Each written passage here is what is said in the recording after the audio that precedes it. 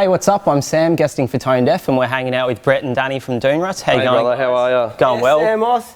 Cheers, straight vodka. Cheers. Whee! Triple J Hottest 100 coming up Thursday. Yeah. And we've got Laneway kicking off. So yeah, you must be feeling pretty excited about everything. We are Yeah.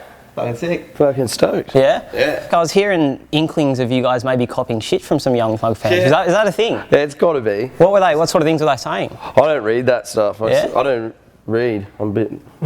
You look at your mate's porn that you don't read. I think BC though, he's in Thailand on holiday right now. Yeah. He was looking at it and just like laughing. So that's when we sort of gave him a bit of stick. Did he tell you any of the shit I was saying? Anything funny? Nah, I just got a call. We're just speaking the truth, calling us fat, washed up, fucking long-haired Piece of dickheads. crap. Anyway, we've got the Triple J Hottest 100 coming up as well. So you've got kind of 2 tracks cut off the new album that we're hoping to going to get on. Are you feeling good about all of that? Yep. Yeah. Feeling tepid. Yeah. Tepid's a good word. We kind of always make the top 200, so we're kind of just aiming for. Well, album That top number 2, 200. so we can kind of halve that, right? Double the content, like half the list. Yeah, hopefully. But it'd be good because we'll be seeing our mates DZ at Laneway, and they're coming just to do this. Just to see, oh, Yeah. fucking A. And so it'll be cool because we spent heaps of like the last year with them, and it'll be good to rein in the Hottest 100 with those fellas. Yeah, yeah. Shane's new name's called Schnoss. Schnoss. And Simon's new name is Tomato Plant. Very good. So, Happy birthday, Simon. Happy birthday, Tomato Plant. happy birthday, Simon. What else have you guys been listening to? Do you have any other picks for the hottest? AB original. Pollyanna, AB original, fucking. I fucking reckon they're going to go sick, which is good. And they do. Soho as well. Did you vote? Yeah. Yeah. What was your number 1? Dune Rats. Fucking Dune Rats. What was your number 3? If we had another one, it would be Dune Rats. But I went AB original. It was number 1 actually. Yeah. And then I did Dune Rats second and Yeah, third. good hustle, Brett. Any near conviction, fucking any blah blah blah. Yeah, I think there's a bunch of Luca Brasi songs, but I mean, hopefully that one. Yeah, sick. It's like sucks for some people that have the album out and then they have 10 songs in the running, and then so everyone picks their favourite song on the album, and then it's just fucking like. Cause personally, I reckon Soho should get number 1, but they won't. So maybe is they that why will, you- but that's what you never know. We'll talk about bullshit a bit later, but like, is that any reason that you kind of timed the release the week after kind of Hottest 100, or just kind of fell that way? I think there's other people that, like our manager Matty, who's like the 4th member of our band. Matty Woo? Matty Woo, yeah. He makes sure all that shit runs like. It's worked out pretty well. Good job, Matty. Good job, mate. So the 2 tracks that we were talking about before, they were Bullshit, Who's Scott Green. The other thing they kind of have in common is obviously they've got pretty sick film clips. So Bullshit, as I understand it, you blokes literally just threw a party up the coast, invited your mates, filmed it for a bit. Is that more or less? That's our mates in Byron who We were bought a lit. pool, and then went after the video. How much was the had to pool sell again? the pool, Was like 200 or something. sort of shit. Dropping cash. So Matty put the pool on like a Byron Bay swap and sell or whatever. One of our friends posted him, like, trolling him to sell it. How many breaststrokes can you do across it? Does the pool come with the water? Asking him so many questions about this pool in that clip. He's like, we had to break it to him. It was one of our mates. It was just trolling him, mate. You bought the pool still? Yeah, we bought the pool, dropped heaps of cash, It's $200, and then but then our mate Kid Mac and Al, they did it for us, and they did the Scott Green one as well. Yeah. So let's talk about Scott Green then. I mean, obviously it was you blokes chasing the kind of stole your weed 3-4 parties. Yeah. How was that? Did you throw I think 4 it's technically the same party, Yeah, but different rooms at it. Rooms? Yeah, And- but I could be wrong. Or did you have a big party in a house with 4 different rooms? No, it was a lot more Did not. work. Yeah. We That landed was back fucking- from America. I'm going to sound like a wanker because I don't remember, but it's like America, I Yeah. think. Yeah.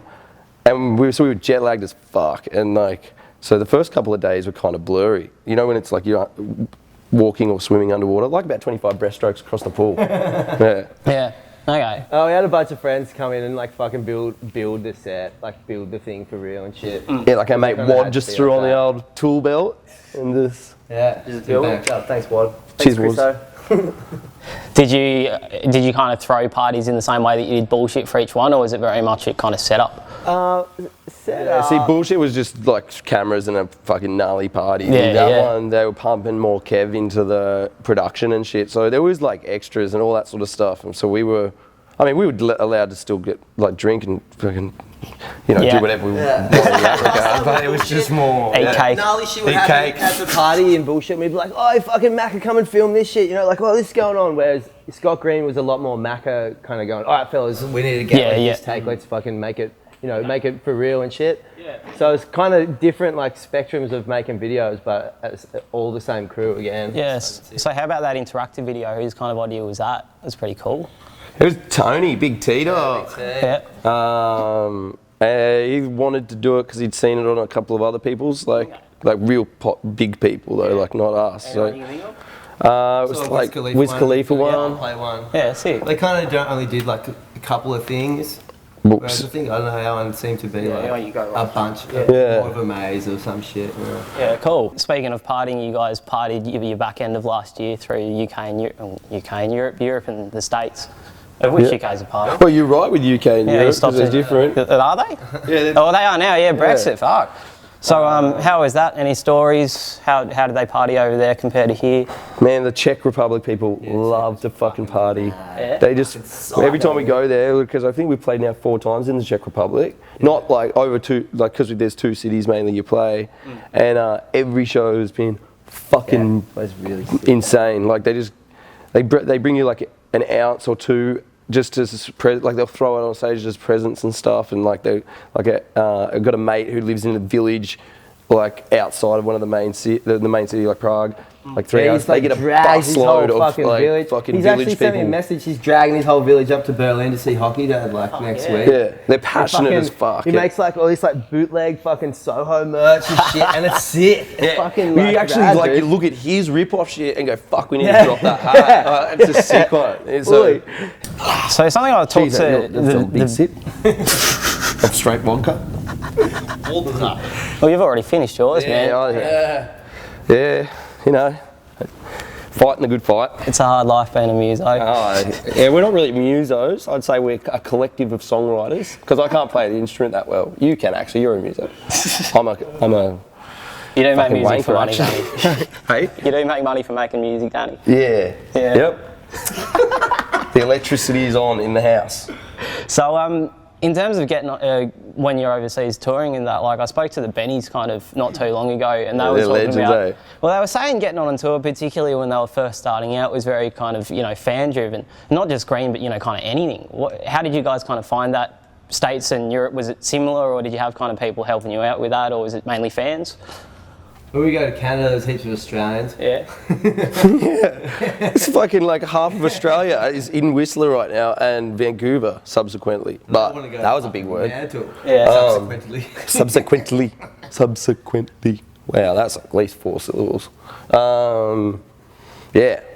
There's heaps of fucking Aussies in Vancouver. Is it a difficult thing? Being a kind of touring band, a different country, or is it just always kind of been there? Oh, yeah. I think with the tour that we just did with DZ and shit, it's just a blur of fun. Yeah, because every night we just like you can't. It's all just us. If you're tired, then some other pricks fucking really psyched up to drink, then you get dragged along for the ride, and then you're really psyched up to drink, and someone's super hungover and stuff. So it was a bit of a wash around.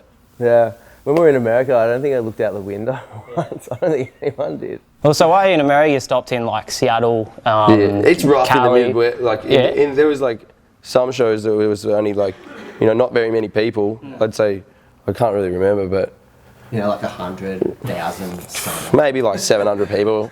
No, and then other shows were really pumping. Like America in particular is a weird place with the sense that you just like.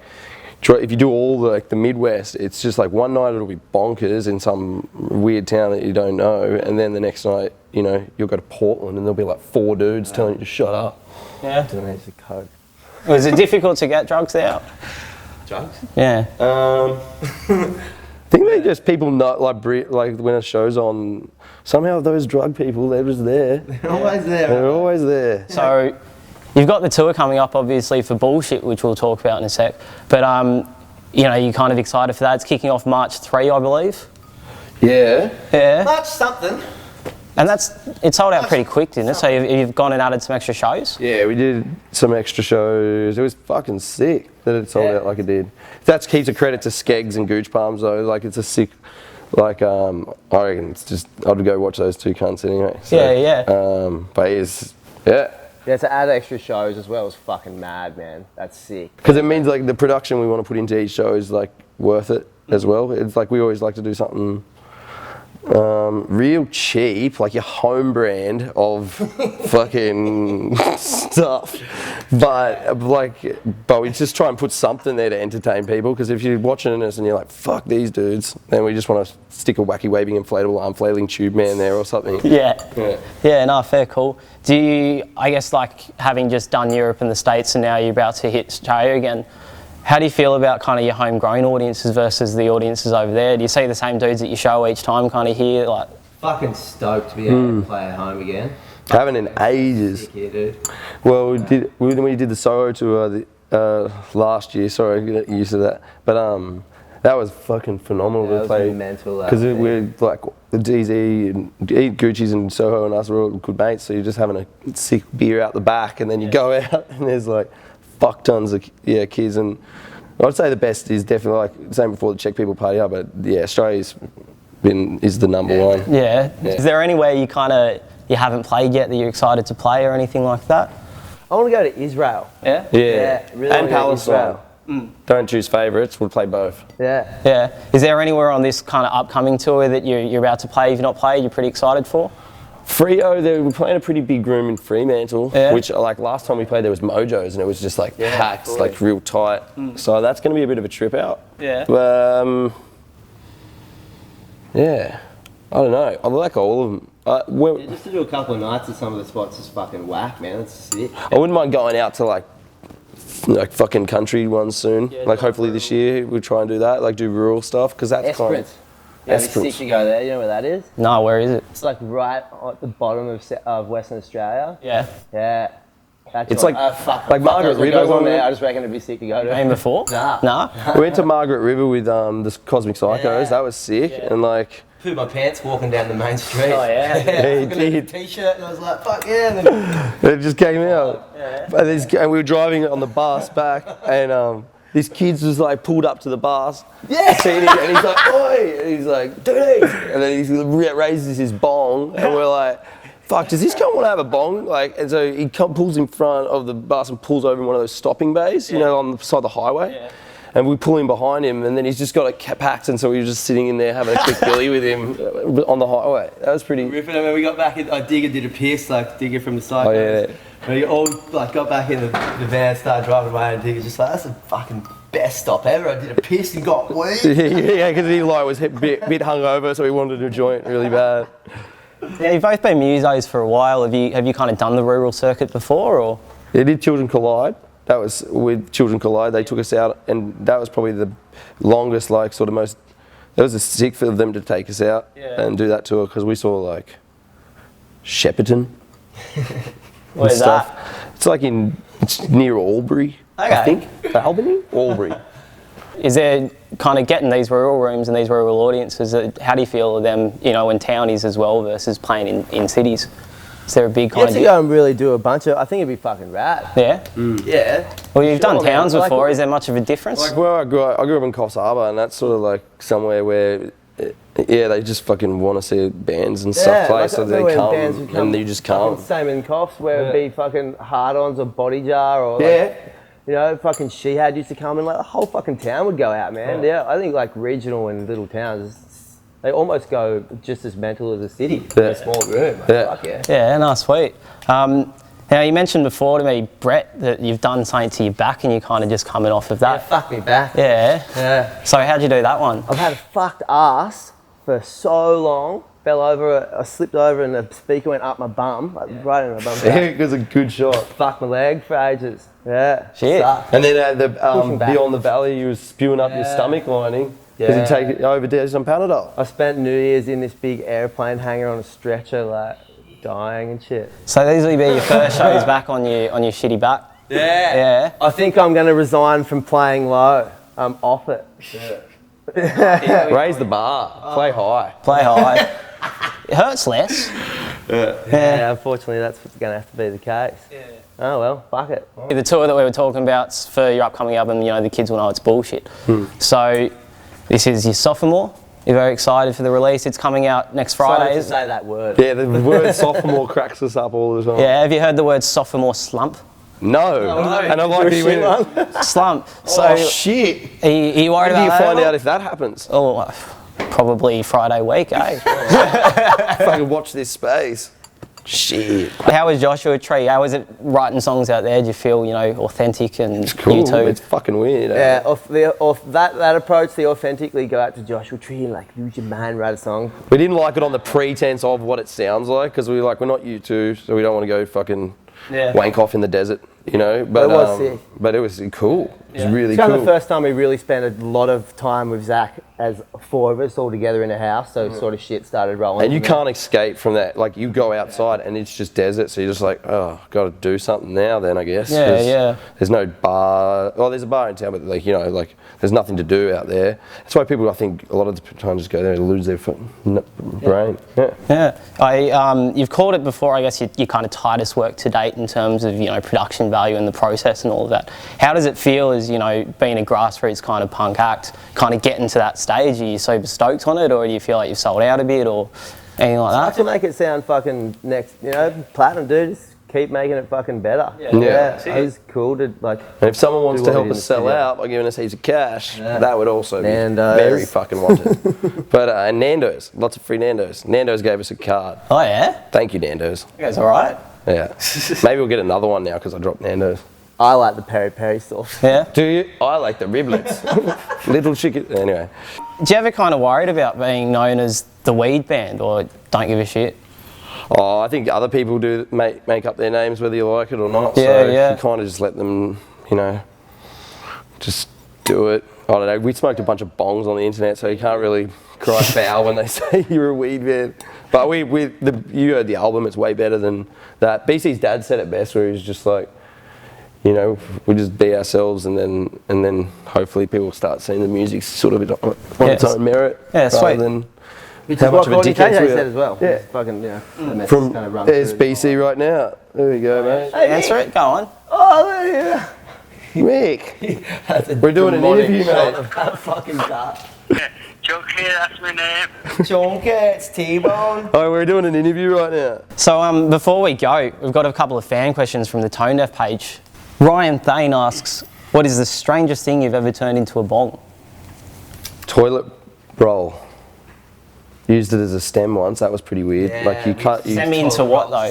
Well, you get a bottle because if you're in a city and you can't cut a hose or anything like that, so you get a bottle from the servo because there's always them, and then you take all the toilet paper off your toilet roll in the hotel room and you cut up the middle of it like a roach, and then you roll it Heaps tight. heaps tight, and then you just have one shot and you just boom it in, and then alfoil comb piece, and you got yourself a pretty disgusting bong. But it'll last for 2 days before the water sucks up the cardboard. That's the way to do it. Don't ask how we know that. Alexander Jasper asks, has Scott Green gotten any negative feedback from reviewers because of what it's about? First of all, I think it's shit because it's about, drugs and they're really bad. Yeah, nah. I should get on the internet one time and see what people are saying. I just like sit on Instagram, troll people I don't know. Yeah? So you do get on the internet? Yeah. The phone internet. Daniel Hildebrand asks, if you could have any 60s to 90s band, that's a big range, which band would it be? 60s to 90s. Yeah. So that's pretty much every band ever that's not for the last Excluding 20 anyone, years. anyone current. What was I got blown away by the first thing.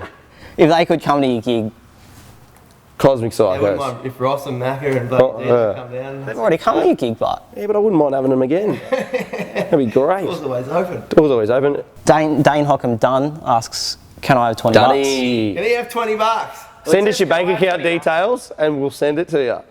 And your online password. That would be great. Deposit. Vaughan Hunt asks, Brett, how's your ass? Hey, Vaughn, get off the fucking internet and keep editing Dunies TV, you fucker. That's it. Here we go.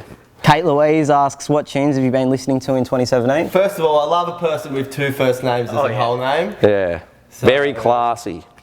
I suppose if you have a last name that's a first name, you can't go wrong because your first name is you got to be Smith. You got to name your first name Smith if you have a last name. What was the question again? Who have you been listening to in 2017? Okay. That's a short run. Chance the Rapper. Yeah. Yeah, I'll put on his one. He's got a really good album that he released, I reckon. Yeah. Heads of Charm. Heads of Charm. They sold 7 tickets in Brisbane. They did. They're our mates, man. You're watching Tone Deaf.